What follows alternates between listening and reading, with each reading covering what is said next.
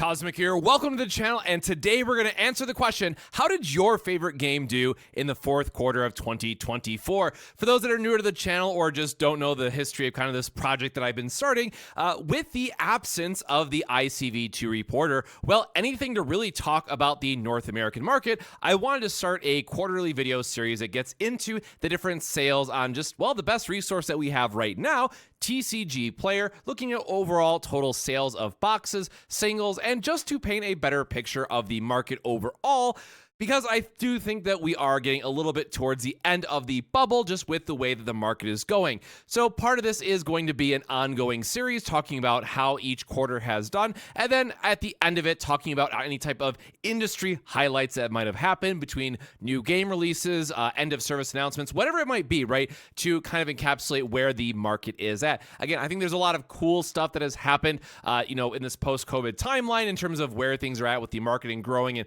obviously big winners like One Piece, as the thumbnail kind of gives away. But I think there is a lot more to talk about, just how stores are being impacted and just how the overall community continues to grow. So if you want to see the one that led up to this or the two different videos that kind of spun off, this will be the first one of its official, sequencing, go check those out as well. But this will be kind of kicking things off with Q4 2024. But with that out of the way, we do need to talk about, well, how did things change and kind of where are we now for how we're going to be looking at this data. So without further ado, let's get into it.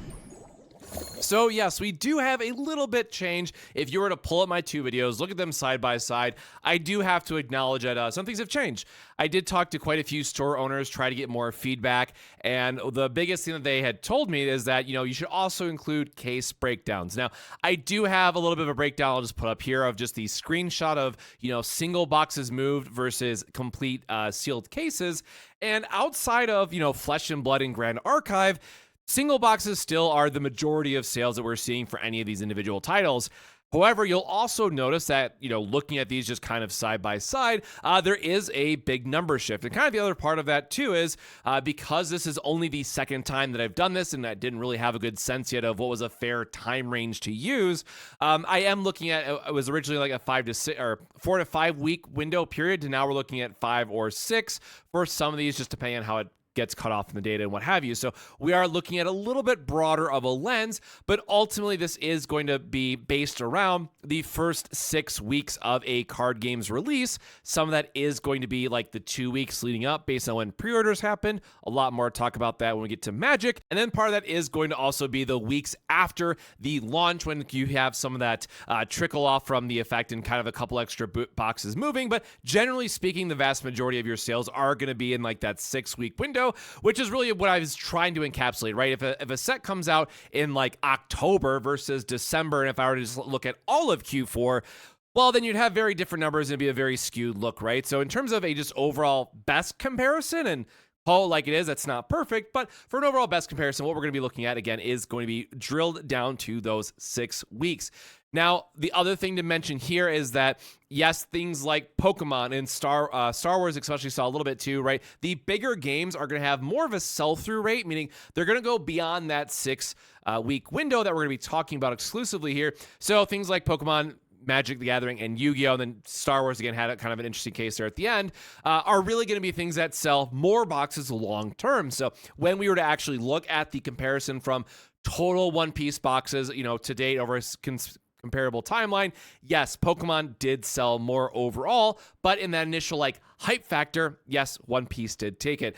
So again, there is going to be kind of a shift in the collection purposes of this and kind of how we dig into each one of them. But again, from an overall just high level perspective, I think it is the best use case that we have from a what's available now in the North American lens by comparing that limited time frame, because it gives you a sense of how much hype or how much initial traffic that we have. So without further ado, let's talk about it. So up first, we are going to have the boxes sold for each one of these games. So again, these are box sales that happen for a 6 week period. And then I also totaled in the amount of cases. Now, yes, to be clear, some of these cases might have only 4 in some cases, or they go all the way up to 16 or 18 for White Shorts and other card games, right? So that's why I wanted to try to just combine overall traffic or overall volume, but this does give you a overall landscape of what we see here. Player. So yes, the thing that we do got to acknowledge up front is that One Piece did actually come out on top for this limited look. And yes, part of that is going to be largely attributed to the fact it was the second anniversary set for One Piece. There was a lot of extra alt arts put into it, and it really just ended up being a very hype set. So this is a great set that was good for both players and collectors alike, which is why we saw such a high sale number. And then with Pokemon trailing just slightly behind, and of course did overtake it later, two different things are happening here, right, in the Pokemon market. And at the time that this is going live, there's actually been some increasingly drama and news cycles popping up with Pokemon and just the shortages and whatnot. But with Surging Sparks, again, which is the one that released in Q4 that we're going to be talking about today, it had the Pikachu that everyone was chasing. And we saw boxes go up to $200. And to be fair, if you look at TCG Player, boxes were still selling at $200. So obviously there is going to be a little bit of a, retraction of the amount of boxes that we're seeing sold on TCG Player, where you had One Piece, which was much closer to MSRP, and I think only went over slightly, where Pokemon went up to 200, even broke 200 in some cases, right? You are going to see a little bit of a slower burn rate for the Pokemon product that is being open. Again, now just from an overall opening value and people chasing the Pikachu, obviously Pokemon itself is something that has both the player and collector in mind, but definitely as of the most recent sets, I think a lot of people will agree that Pokemon is trending very, very hot on the collector side, and some of the Umbreon SIRs now going for literally thousands of dollars at this point on eBay and other sources. Again, at the time of recording this, it's very early on to what those will actually settle at, but Pokemon in general is just doing absolutely insane numbers. Kind of moving on from there, and this is one that, just for me personally, as somebody who's trying to, again, keep a broader lens on the industry overall, something that I try to keep in mind is, what is the player sentiment? There's also, the collector value can definitely help out boxes, but players also have to be happy with the set at the end of the day, and Star Wars had a couple, road bumps along the way, to put it nicely. Unfortunately, there was some meta balancing issues, which it was corrected. Now there's been a little bit of back and forth from the collector boosters overall. So there was a lot of negative sentiment around Star Wars Unlimited, and also people just saying oh, this game is cooked. It's all, it's over. I'm done. I'm selling out. And there was just a traditional social media negativity spiral that we just saw.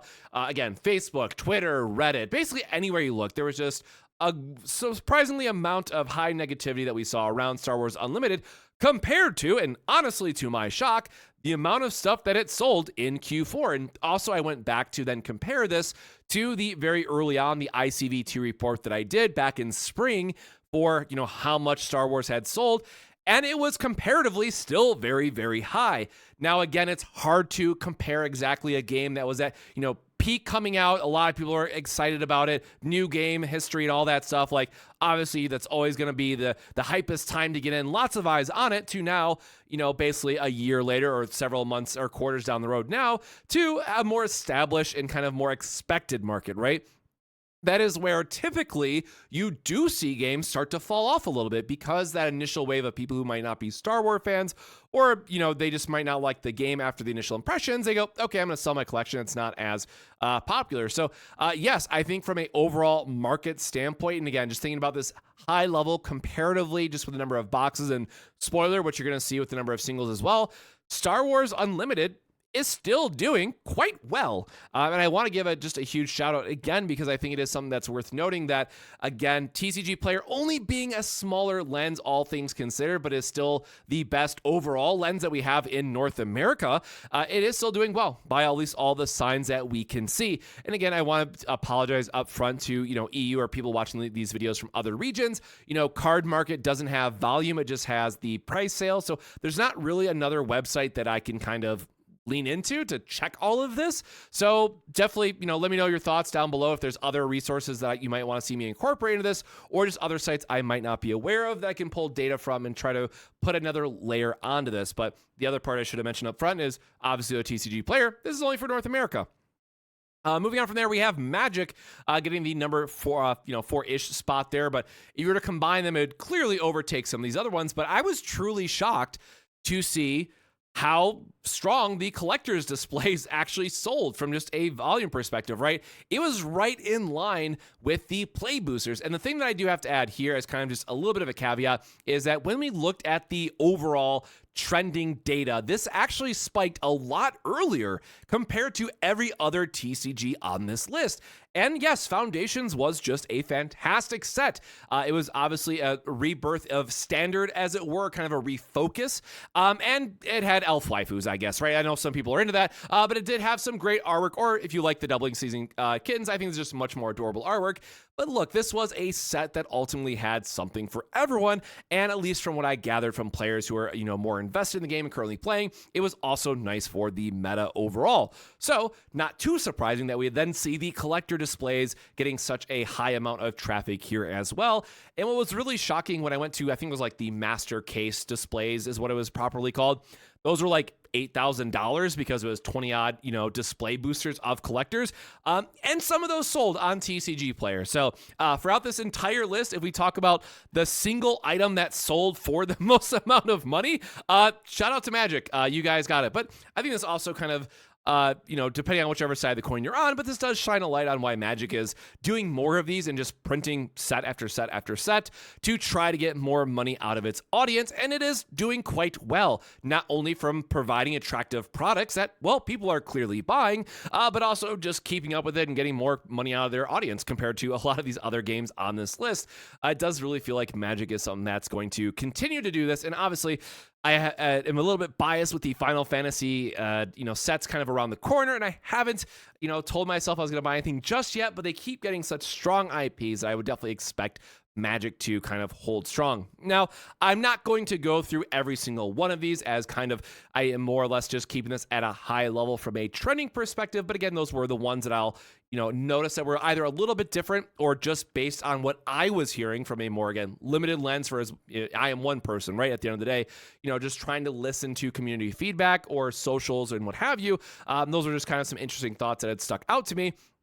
And then, of course, being a little bit biased, I will acknowledge my own bias here, but of course, I am doing a lot with Union Arena, and I just like it because it is a great, I'm going to steal this term now because someone used it in the Discord. It's a great side quest game or just side game in general because it is one that you just pick your favorite IP, spend like 20 to 50 bucks, build that deck, and then if you go to any major convention for a different card game, chances are, as Union Arena continues to grow, especially based on the early signs of it, it'll be a game that people will just have on them naturally. So I'm really curious to see where Union Arena goes overall. But what's really nice to see here is, at least from a TCG player perspective, yes, JJK was a little bit more popular, but Jujutsu Kaisen and Code Geass both sold very, very well just from an overall traffic that led them to be in similar numbers. They were higher than Hunter x Hunter, but a little bit lower than Bleach. And that one kind of surprised me. I honestly expected JJK to be a little bit higher than Bleach, just because of recency, but I do think that the 1,000-Year Blood War, kind of getting the reimagination, all that good stuff, definitely helped carry it a little bit. And then just trailing off, those are kind of all of the big winners from this quarter. Unfortunately, there is also the losers at the other side of it. So Force of Will. Now, look, I got to give full props to Force of Will, making it now 11 years. Our channel started with Force of Will, so I obviously always have a special place in my heart for it. But it was all the way at the bottom with 8 booster boxes sold on TCG Player. But this is also a really good time to add another caveat that I mentioned in all of these videos, and I'm going to continue to mention, because it's also a little bit reflective of why I don't put too much focus on the big 3, Magic, Pokemon, and Yu-Gi-Oh!, is because at the end of the day, some of these games are going to have more in-store sales and can be represented by TCG Player.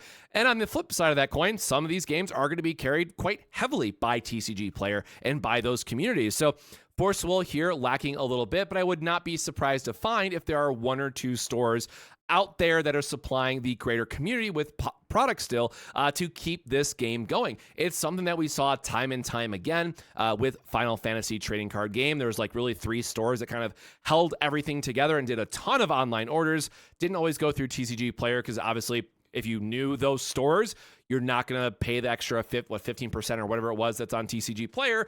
And, adding on shipping and stuff like that, you're going to help out the seller, just buy it offline in that case, and have them ship it to you. The other side of that is I really do have to acknowledge the Weiss-Schwarz problem as well, right? So in full context, so people don't just think that this is someone hating on UA or someone that was hating on Weiss because now I'm doing UA stuff. I come from Weiss as well. I was a Log Horizon player to date myself. Like, I go that far back with the game. So when I saw that Weiss had the lowest amount of boxes for like 4 out of the 5 sets that were kind of reflected here, kind of going towards the tail end, it did break my heart a little bit. Now, Furin is actually quite high, right? It is in the middle there between the two versions of Union Arena.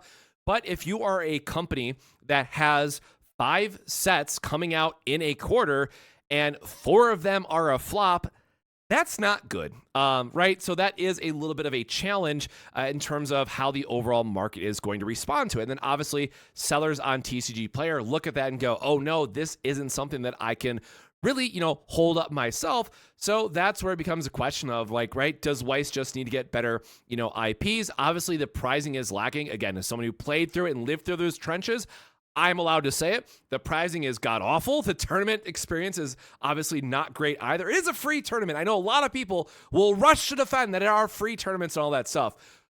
But still, it's a little bit lacking when you compare it to what the market overall is offering. And it does beg the question, how is Bushiroad going to bring this around? As I mentioned in my other video, they had 5 new trading card games that are coming out within a 1-year time frame. And it does seem like some of these are going to come west as well. And I am just waiting at this point to see where those games land from a overall, Western release. But Bushiroad does seem to be very eager to get more of the overall TCG pie, as it were. And of course, to keep all things balanced, as we're talking about Bushiroad, is I do have to acknowledge the other elephant in the room that's on this list from a overall just market trend standpoint, and that is going to be Fusion World. I have it on here as a caveat, but if you were to just strictly look at this list and you would say, hey, Dragon Ball is pretty high up there, that looks great. If we talk about on the single side of it, which again, box is only half the story, you might also look at the singles and say, hey, this looks really good. There's a lot of traffic sold. However, if you were to peel back this onion, you would see that there are multiple layers in terms of where these sales are coming from, and more importantly, when the sales are coming in. And unfortunately, this is not the first set that we've seen this for Fusion World. We are now once again seeing a point where, yes, a lot of boxes are moving on TCG Player. Part of it is waiting for tournament announcements, set legality, what have you.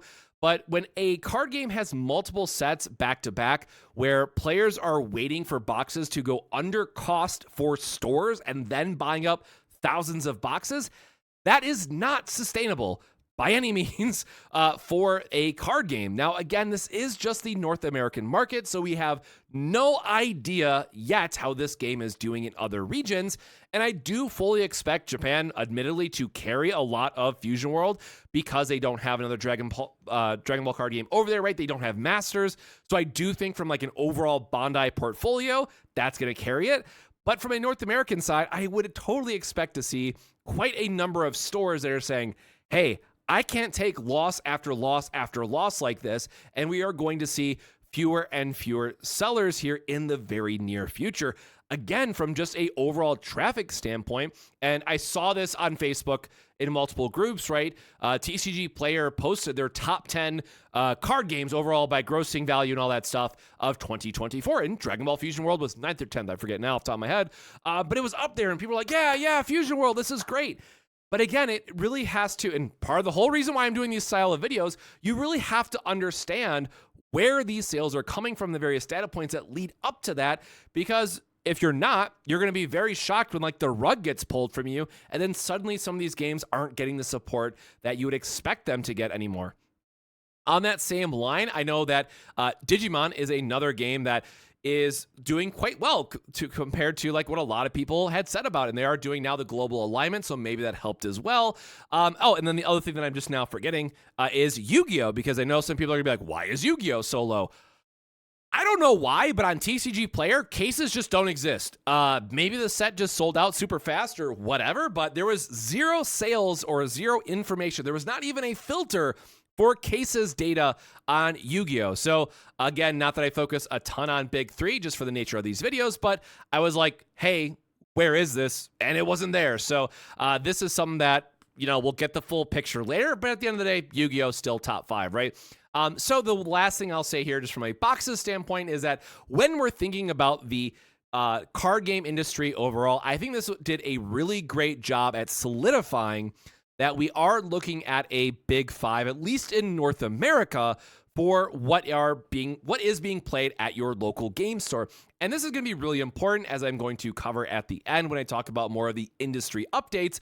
But we are getting to a point where we are now looking at, Big 5, Big 6, Big 7, and while they don't all have the same, sell volume as like Pokemon and One Piece at the top, it is still something that is popular enough that people are going to their local game store to play, and there are only so many days available that people can host tournaments that some of these smaller games are going to get pushed out.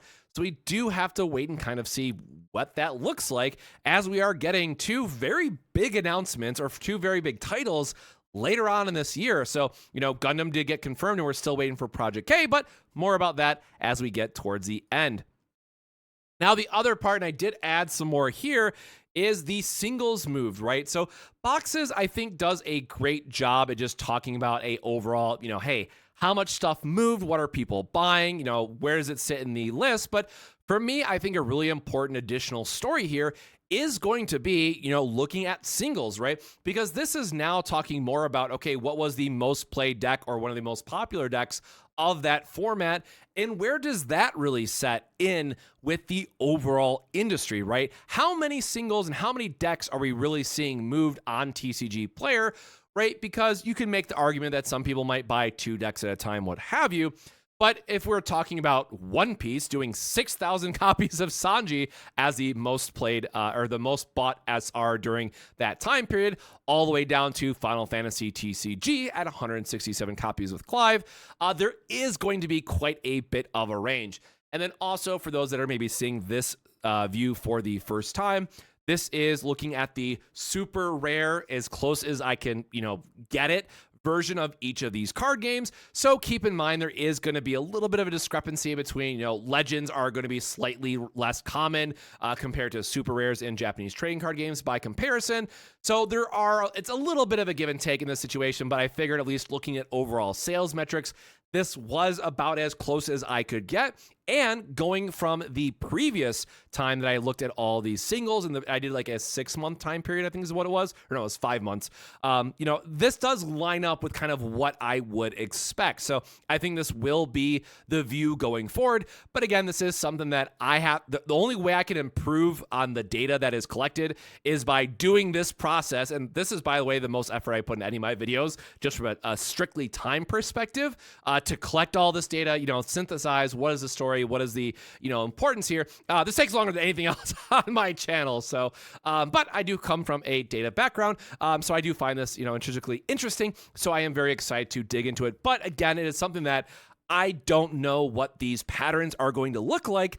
Probably until 2 or 3 more sets or 2 or 3 more quarters that I'm doing this, because ultimately there are going to be things like holiday influence, right? Where people are saving money for Christmas. So if you have a card set that launches closer to Christmas versus October, that probably has some type of impact on what's getting sold. And I can't really speak to that other than if I had more data to go off of. But unfortunately, as I kind of talked about on Twitter, and I actually talked to one of my friends from TCG Player, there does seem to be an issue with historical data on TCG Player. If you were to try to go look at my previous video, and if you were to try to match all of those singles numbers, there does seem to be, it could be anywhere between like 10 cards missing or 250 cards that are missing, just based on how much volume was kind of tracked. So to me, that puts an even higher emphasis on wanting to do this. But we did have things like Weiss and Masters and Grand Archive, a Fusion World up here as well, right? So trying to get a closer, just bigger picture of all of this. And again, the craziest thing to me to kind of acknowledge of all of this is that we have 16 different trading card games with a TCG footprint of like pretty active all things considered, like, yes, obviously active is going to mean different things going from One Piece all the way down to Force of Will. But look, people are buying it. There are communities out there playing these trading card games. So there is something to talk about there, right? So overall, just from like a high level takeaway, a lot of this didn't move all that much. The only thing that really jumped out to me is that One Piece held very strong.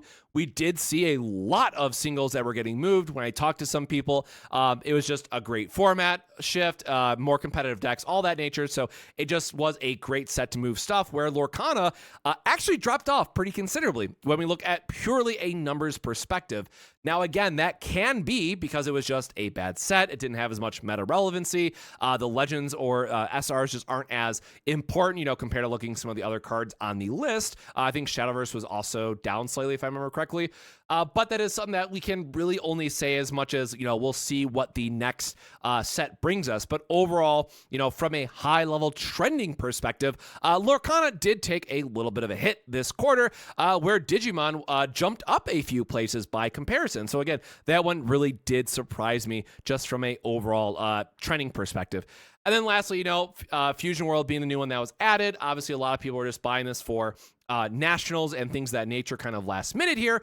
But it is at a pretty respectable position here in the overall scheme of card lists that we have. But we'll have to wait and see kind of as those initial trends play out, just in terms of, again, I don't think it's sustainable where it currently exists today from those box prices, but we'll have to see what that means long-term for the game. And again, if the market balances out where some sellers dip out, but some stick around to still supply the community, I think it could be a very healthy thing for the game, and Fusion World could still bounce back quite nicely. Again, at the end of the day, there are people buying it, so there's clearly an audience for it. We just have to wait and see, what this looks like later on in 2025. And then one thing I forgot to mention here at the boxes preview, I did include Rosetta for Flesh and Blood, which was technically not Q4, but it was their last main set. So just from a numbers perspective and what made the most sense, I still wanted to include it in this Q4 report. And then when we do Q1 2025, we will see some new titles, taking the spotlight here in terms of new set releases and all that exciting stuff. But with that, it is now time to talk about the kind of industry news that we saw overall. So again, there are a lot of things to be excited about in 2025. And the first one that I'm going to start with is Union Arena. So yes, at Bandai Card Games Fest Orlando, we did get confirmation that there was going to be, or is going to be, a North American Championship 25-26 that is going to feature a invite-only tournament to take someone to Worlds at the end of it, which again does beg the question of what does Worlds look like, right? As we'll get some more information here in March when that happens and our winner from Orlando kind of goes over there. But it'll be very exciting to see what this means for regionals and just overall participation. I think that Union Arena itself is off to a very strong start, at least by a sales perspective. Obviously, both events selling out looks really good as well. And I will hope that, or I do hope that people continue to enjoy the game overall, because I do think it's just a lot of fun. And it has some really fun IPs like Blue Lock. I know one from a flavor standpoint people really love because you actually like pass the ball between the characters on your field and get various effects for it. So I think they just do a really great job at bringing the flavor through with a lot of these IPs. And I think once people get over kind of the learning curve of the energy line and all that stuff, you get a really fun experience out of it. So that is, of course, really exciting. Next up, we have the Gundam card game. And yes, this is now confirmed for a July release. So just a few short months, and well, few being 6, but just a few short months away, we'll be getting more information about, what that is also going to look like. Of course, we have the starter decks, the first set reveal, lots of exciting news that came from the stream itself that, again, players I know are looking forward to hearing more about hopefully soon. Pre-orders are available on the GTS website and distributor website, so definitely make sure to talk to your LGS. But this is another one I think is going to have a big boom here in the second half of 2025 because there's just a lot of momentum around this. Like at the point where I'm getting people locally, store owners that are asking me to do demos because people are already asking them to have the game in stock. And I think that's a very good sign of things to come. However, I will also acknowledge that it is going to be a little bit of a challenge to keep the momentum because we do have the beta events happening between January 31st to I think it's March 1st, if I remember correctly, where players can go to their local game store, get those beta edition booster boxes, open them up, have some sweet alt art hits, and have a lot of fun with it. But then the question is, what do they do beyond that for like 5 months, right? It does leave a little bit to be desired from a timeline perspective. So we will have to wait and see where that lends us. And then last but not least is Project K. This is Riot's trading card game that is coming out sometime. So this is one that is going to be released in China first. So unlike Gundam, where it is doing a global unification and going to have everything from the start, Project K is going to slowly roll out to other regions, but they have mentioned that they do want to do a global alignment as soon as they can, which is going to take a little bit of time. And then also in the Discord most recently, one of the developers did comment that they have heard the feedback on wanting to update the templates and the frames and all that stuff. So they're actually going to, maybe slightly delay the game so they can work on that and provide a much better kind of first look and experience for players, which I think long-term is definitely going to be a win, but of course is going to be a little bit upsetting for those who want to dive in right away and have to wait just a little bit longer. And with that, that is our Q4 2024 TCG Player report about how your favorite TCGs have done this quarter. And again, the thing that I want to add here at the very end is that this is just one look at the data that we have available, but unfortunately, it is the only data that we really have from the North American lens that at least at a high level can give us a decent picture of kind of where the market is at. Because just for a fun number to throw out there, as I was going back through and tallying up all my data, there was over 40,000 booster boxes that have moved for all these games combined during that very limited window that I was looking at. Again, much more than that has actually sold if we look at how long the games have been out from, if they came out in October all the way through December, or if they came out in December, and then all the way to the end, right? You are going to have slightly different time frames you need to take into consideration, but that is a ton of product, right? And that's just booster boxes. I was not about to go into singles and how many thousands of pounds, tens of thousands of single card shipments that went out. Like, it is really insane to think about when you look at the bigger picture, which is how much traffic is really going out there. So again, this is kind of a early review of how I'm putting these together. So definitely let me know your thoughts in the comments below. If what type of, did you like this format? Are there other data points that you think that should be included that might be interesting?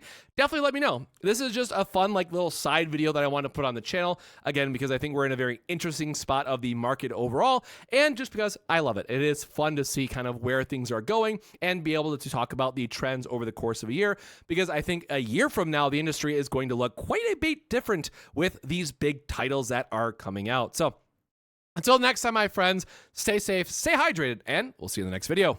Cheers.